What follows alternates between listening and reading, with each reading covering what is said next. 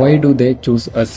ഈ ഒരു ചോദ്യത്തിന് കൃത്യമായ മറുപടി ഇല്ലാതെയാണ് നിങ്ങളൊരു ബിസിനസ് സ്റ്റാർട്ട് ചെയ്യുന്നതെങ്കിൽ ആ ഒരു ബിസിനസ് പരാജയപ്പെടാനുള്ള ചാൻസ് വളരെ കൂടുതലാണ്. ഫോർ എക്സാമ്പിൾ, നിങ്ങളൊരു ക്ലോത്തിങ് ബ്രാൻഡ് സ്റ്റാർട്ട് ചെയ്യുകയാണ്. മാർക്കറ്റിൽ ക്ലോത്തിങ് ബ്രാൻഡിന്റെ കണക്കെടുത്ത് നോക്കുകയാണെങ്കിൽ അതിന്റെ എണ്ണം വളരെ കൂടുതലാണ്.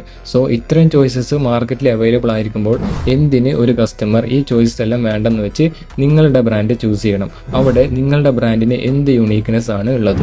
ഓക്കെ, എന്തായാലും യൂണീക്ക് ഫീച്ചേഴ്സ് എല്ലാം ആഡ് ആക്കിയിട്ട് നിങ്ങളൊരു പ്രൊഡക്റ്റ് അല്ലെങ്കിൽ സർവീസ് പുറത്തിറക്കാൻ തീരുമാനിച്ചു. അങ്ങനെയാണെങ്കിൽ നിങ്ങളുടെ പ്രൊഡക്റ്റ് അല്ലെങ്കിൽ സർവീസ് ഡെവലപ്പ് ചെയ്യുന്നതിന് മുമ്പായിട്ട് അതിൻ്റെ ഐഡിയ സ്റ്റേജിൽ തന്നെ ഈ ഒരു കാര്യം കൂടിയും ശ്രദ്ധിക്കുക. നിങ്ങളുടെ കാറ്റഗറിയിലുള്ള ടോപ്പ് കമ്പനീസ് എന്തുകൊണ്ട് നിങ്ങൾ യുണീക്ക് ആണെന്ന് പറയുന്ന ആ ഒരു ഫീച്ചർ കൊണ്ടുവന്നില്ല? ഫോർ എക്സാമ്പിൾ, നിങ്ങൾ ഫ്ലിപ്കാർട്ട്, ആമസോൺ പോലെയുള്ള ഒരു ഇ-കൊമേഴ്സ് ആപ്ലിക്കേഷൻ ആണ് നിങ്ങളുടെ ബ്രാൻഡ് നെയിമിൽ ഡെവലപ്പ് ചെയ്യാനായിട്ട് ഉദ്ദേശിക്കുന്നത്. അതിൽ നിങ്ങളുടേതായിട്ടുള്ള ഒരു യുണീക്ക് ഫീച്ചറും നിങ്ങൾ കണ്ടുവച്ചിട്ടുണ്ട്.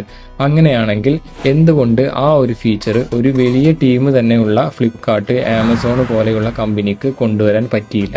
അവർക്കത് കൊണ്ടുവരാൻ പറ്റാത്തത് കൊണ്ടാണോ, അതല്ല നിങ്ങളെ പോലെ യുണീക്ക് ഫീച്ചേഴ്സ് എല്ലാം കണ്ടുപിടിക്കാനുള്ള മൈൻഡ് പവർ അവരുടെ ടീമിന് ഇല്ലാത്തത് കൊണ്ടാണോ? So welcome to episode 1 of building a platform. എൻ്റെ ഇൻട്രസ്റ്റ് ടെക്നോളജി റിലേറ്റഡ് ആയതുകൊണ്ട് തന്നെ ആ ഒരു കാറ്റഗറിയിലുള്ള ഒരു പ്ലാറ്റ്ഫോം ഡെവലപ്പ് ചെയ്യാനായിട്ടാണ് ഞാൻ ഉദ്ദേശിക്കുന്നത്.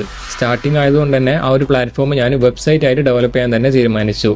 നമ്മുടെ ഈ ഒരു സീരീസ് ഈ ഒരു പ്ലാറ്റ്ഫോമിൻ്റെ അപ്ഡേറ്റിനെ പറ്റിയായിരിക്കും. സോ കൂടുതൽ അപ്ഡേറ്റിനായിട്ട് ജസ്റ്റ് ഡു ഫോളോ മീ.